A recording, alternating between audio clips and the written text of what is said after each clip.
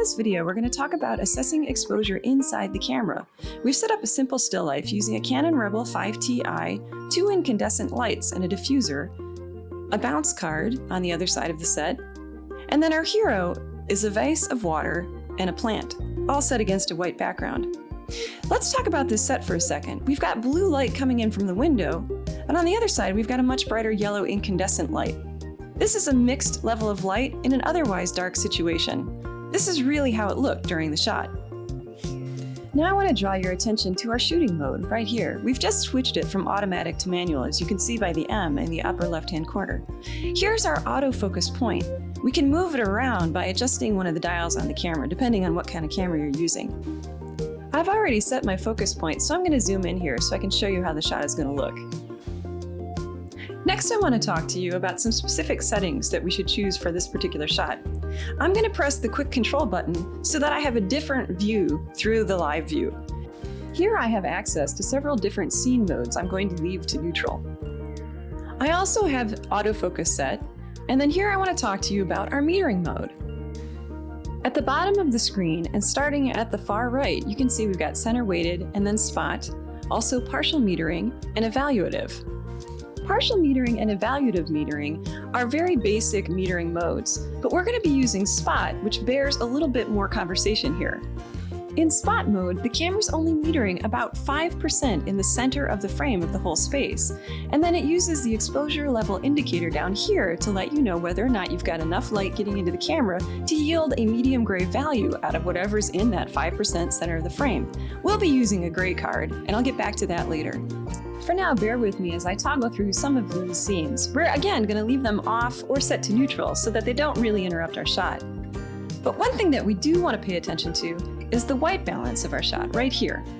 So let's look at our options. We've got daylight, shade, cloudy, tungsten light, which is what we're going to end up using for this particular shot because we have a stronger tungsten light than we have blue light from the window. There's also fluorescent light, flash, a custom that we could set, but we're not going to do that today. And then if we toggle all the way back to the left, there is the automatic white balance preset. You could use that, however, it often makes arbitrary color correction choices that don't really work out, especially in a mixed color of light setting that we have here today. Back to our shot, we're in spot metering mode, which is only metering the center of the frame and letting us know through the exposure level indicator if we have enough light getting into the shot to yield a medium gray out of whatever is there. You could see the indicator responding as I change the shutter speed. Here's our shot, and these are the results we get in regard to exposure when we meter that center spot. It is medium gray if you see, but if you remember, that's actually a white wall. So let's try this again. This time we're going to use the gray card. We're going to break it into the shot and adjust it so that it's getting about the same level of light as our hero. And then we're going to go ahead and meter it. So let's take a second and do that. Now you can see here that when I change the shutter speed, the exposure level indicator is also changing. We want to get that marquee right in the middle. Also, by the way, we made sure to place the gray card so that it's covering the center of the shot, that 5% that spot metering is going to get. We take the shot, and then here's our shot. Now this looks a lot better. That white wall isn't quite white, but it's pretty close. And also, this has got the highlights that I was hoping for. When we compare it to our previous shot, we can see a big difference depending on whether or not we meter whatever's there in the shot versus when we actually use the gray card the way that the meter's designed. Let's talk about that gray card for a second. It's called medium gray or photo gray or 18% gray, and it happens to be abundant in nature. It's the same value as living green grass, deciduous tree leaves, and the ocean where it's not white and frothy. So you can find this in nature. Anyways, let's get it back in our shot and do something a little bit different. We're going to adjust it so it's getting a slightly different level of light than the first time. You can see I'm a little overexposed, so I'll adjust the shutter till the marquee is right in the middle. Now let's get the card out and get our shot and compare. Here's the shot. Let's compare it to the other shot, because I don't think there's a big difference here. When we compare them, we can see that it's insignificant. Even though the shot to the left is a little bit more exposed than the shot to the right, it's something we can adjust for in post. Next, let's get the same exposure level into the camera, but do it with completely different settings. We'll have to get that gray card back in the shot and meet her again while we adjust our settings. And let's make sure that we get it with the same level of light as the hero of our shot. Here, we're adjusting the aperture because we want to show that we can get the same level of light into the camera by adjusting the settings differently. In the future, we'll talk about the aesthetics of that, but for right now, let's just see what happens. We've set it to f11, and so we're having to open up our shutter for a longer length of time to compensate for that loss of light. So here we're at 4/5 of a second. That's what that is.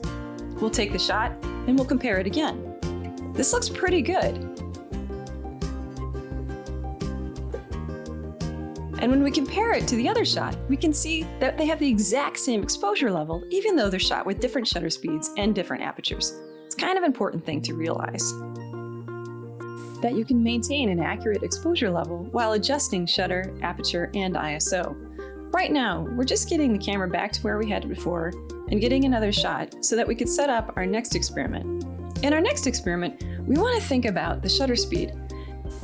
In photography, there's the handheld rule for shutter speed. If you're using a kit lens, which is usually an inexpensive lens relative to other lenses, that's about 18 millimeters to 55 millimeters. The rule is that to get a handheld shot without a tripod, you've got to shoot at a shutter speed of 1/60th of a second or faster to avoid motion blur. Motion blur is the motion of your body getting caught in the shot as blur. Sometimes it can be significant and completely ruin your shot. So I'm adjusting the ISO to 3200 right now to compensate for the fact that I can't open up the aperture anymore. This way, I have a lot of extra light getting into the camera, as you can see by this blown out shot. Now it's super overexposed, and you can see over there in the right-hand corner a blinking signal letting me know I'm overexposed. So what I'm going to do is I'm going to quicken up the shutter until I get that marquee right in the middle. I like shooting about 1/125th of a second myself because I'm kind of jittery and I want to make sure every shot counts. Okay, here's our shot. And again, this looks like the same level of light as our previous shot. However, we got that light in there a lot differently. ISO is a lot different. See? 3200 versus 100. Shutter's different. 1/125th of a second versus 4/5 of a second. And the aperture is f5.6 versus f11. My creative intention with this shot is to actually convert it into a high-key grayscale image. So these settings do make a difference. And quickly, let's compare. To the far right, we've got the shot with ISO 3200. It's got a little bit too much digital noise to make for a fine print. In the middle, aperture f11 gives us a deep depth of field and too much texture on the back wall. But the money shot is really that ISO 100 f5.6 that gives us a more shallow depth of field and also a nice clean level of digital noise, which actually creates this gorgeous high-key grayscale conversion. I really like it.